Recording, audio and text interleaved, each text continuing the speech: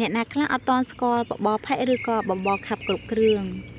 ជំរាបសួរបងប្អូនថ្ងៃនេះខ្ញុំនឹងបង្ហាញបងប្អូនអំពីរបៀបបបរផេះហ្នឹងឲ្យមានរសជាតិឆ្ងាញ់ក៏ដូចជាជំនួយដល់ខួរក្បាលក៏ដូចជារាងកាយសម្រាប់មនុស្សធំក៏ដូចជាសម្រាប់កុមារនៅក្នុងវីដេអូនេះខ្ញុំនឹងបង្ហាញអំពីរបៀបធ្វើក៏ដូចជាគ្រឿងផ្សំដែលយើងត្រូវការសម្រាប់គ្រឿងផ្សំបើសិនជាបងប្អូនមិនច្បាស់ត្រង់ណាមួយសូមបងប្អូនចូលទៅមើលខាងក្រោមវីដេអូនេះខ្ញុំនឹងសរសេរលម្អិត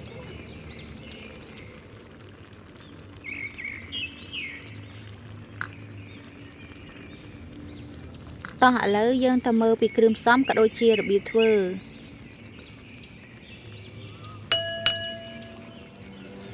ជាដំបូងគឺយើងត្រូវមានសាច់ជ្រូកចិញ្ច្រាំនឹងចំនួន2ខាំ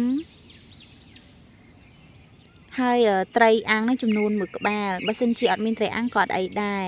ហើយគ្រឿងបុកនឹងចំនួន1កូនចានហើយនឹងត្រូវមានខ្ជាយហើយសម្រាប់ផ្នែកបន្លែវិញត្រូវមានល្ពៅមានត្រឡាចមានក្តឹបឃ្លោកក្តឹបអណ្ដូងស្នៀតពោតនិងផ្សិតហើយសម្រាប់ផ្នែកបន្លែខៀវវិញមានដូចជាស្លឹកបាសស្លឹកផ្ទីស្លឹកស្អំក៏ដូចជាត្រួយល្ពៅហើយនិងសណ្តែកបណ្ដុះហើយបងប្អូនទាំងអស់គ្នាអាចដាក់បន្លែហ្នឹងតាមចំណង់ចំណូលចិត្តបានហើយសម្រាប់របៀបធ្វើជាដំបូងគឺយើងត្រូវដាំទឹកឲ្យពុះសិនមកហើយយើងបង់អង្ករចូលឲ្យរាងបែកអង្ករយើងបន្តិចសិនមកបន្ទាប់ពីអង្ករយើងបែកពងចង្អាបែបនេះហើយគឺយើងធ្វើការដាក់គ្រឿងផ្សេងក៏ដូចជាគ្រឿងផ្សំចូលបានហើយដំបូងគឺយើងប្រើអំបិលនឹង1ស្លាបព្រាបាយសិនមកហើយយើងបន្ថែមជាមួយនឹងប៊ីចេងនោះ1ស្លាបព្រាកាខ្វេបន្ថែមទៀតដើម្បីឲ្យបបររបស់យើងនឹងមានកាន់តែមានជាតិហើយបន្ថែមស្ករស1ស្លាបព្រាបាយបន្ថែមហើយយើងរងចាំឲ្យអង្ករយើងរាងពុះម្ដងទៀតសិនមកហើយយើងដួសពពុះដែលវាផុលឡើងចេញមកបងប្អូនទាំងអស់គ្នាដើម្បីឲ្យទឹកបបរយើងហ្នឹងកាន់តែថ្លាក៏ដូចជាអស់ជាតិកខ្វក់ឬក៏ជាតិកំតិចកំទីដែលផុលចេញមកហ្នឹងហើយបន្ទាប់មកយើងធ្វើការបង់ខ្ជាយចូលហើយនឹងគ្រឿងបុកហ្នឹងចូលសម្រាប់បបរនេះគឺយើងត្រូវការក្លិនខ្ជាយបន្តិចទៅដើម្បីឲ្យបបរយើងហ្នឹងកាន់តែមានជាតិឆ្ងាញ់ហើយយើងបានដាក់គ្រឿងចូលហើយយើងកូរគ្រឿងហ្នឹងឲ្យឡើងសព្វជាមួយនឹងអង្ករហើយនឹងទឹកយើងបន្តិចសិនមក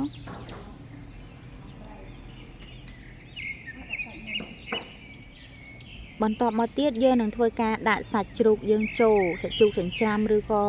សាច់ជ្រូក3ជាន់ឬក៏បងប្អូនទាំងអស់គ្នាហាន់ជាចំណិតស្ដាងក៏បានដែរហើយសម្រាប់ផ្នែកសាច់នេះគឺយើងអត់តម្រូវទេបងប្អូនអាចចូលចិត្តសាច់អ្វីអាចដាក់សាច់នឹងបាន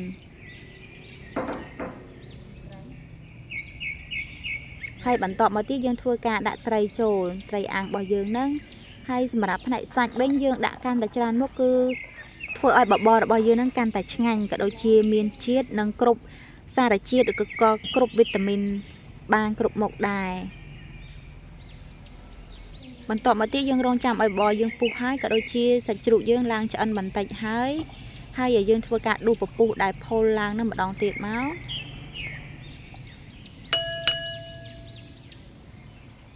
នៅពេលនេះបបរយើងក៏ដូចជាអង្ករបានឡើងបែកនិងសាច់ជ្រូកឡើងឆ្អិនល្អហើយនាងខ្ញុំធ្វើការដូរឆ្នាំងតូចមួយដើម្បីធ្វើការដាក់បន្លែចូលមកល្មមតែញ៉ាំបានហើយ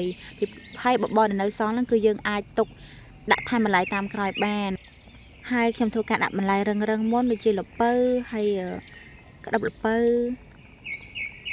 ហើយនឹងអណ្ដូងឬក៏មានត្រឡាចអីអាចបន្ថែមបានហើយនៅបន្ថែមជាមួយនឹងក្តឹបស្នៀតពោតបន្ថែមមក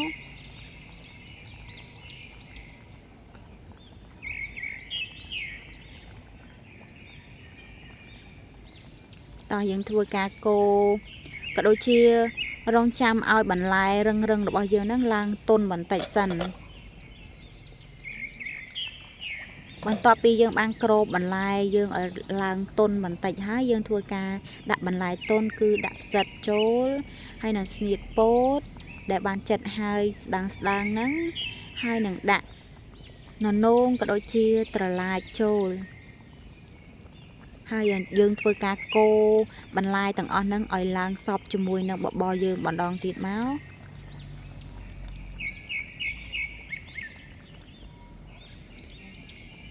ហើយយើងធ្វើការក្របមួយអំពុះទៀតបន្ទាប់ពីយើងបានក្របបបរយើងឲ្យបន្លែទុនបន្តិចហើយយើងធ្វើការដាក់បន្លែខៀវចូលខ្ញុំដាក់ផ្កាល្ពៅទ្រូល្ពៅហើយនឹងស្លឹកទីស្លឹកបាស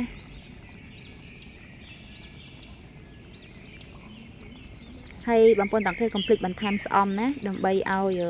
បបរយើងកាន់តែមានជាតិឆ្ងាញ់ហើយនឹងបន្ថែមសណ្តែកបណ្ដុះ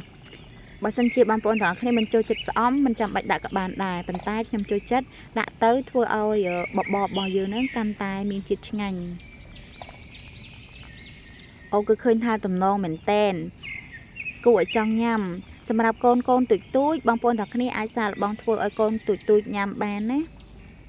មិនថាតែកូនទូចឬក៏កូនធំទេ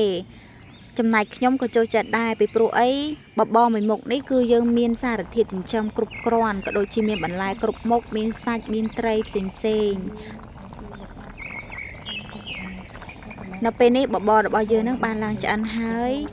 បងប្អូនទាំងគ្នាកុំភ្លេចសាកល្បងធ្វើណាសម្រាប់គ្រឿងផ្សំធ្វើក៏ងាយវិធីសាស្ត្រធ្វើក៏ងាយដែរ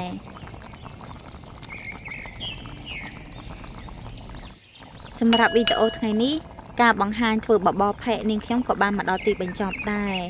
ខ្ញុំអរគុណច្រើនបងប្អូនទាំងអស់គ្នាដែលបានតាមដានទស្សនាវីដេអូរបស់ខ្ញុំតាំងពីដើមដល់ចប់ខ្ញុំសង្ឃឹមថាបងប្អូនទាំងអស់គ្នានឹងចូលចិត្តហើយបើចូលចិត្តហើយកុំភ្លេចជួយចុច like ក៏ដូចជាចុច share វីដេអូរបស់ខ្ញុំឲ្យបានច្រើនផងណាអរគុណច្រើនជម្រាបលាជួបគ្នាក្នុងវីដេអូក្រោយៗ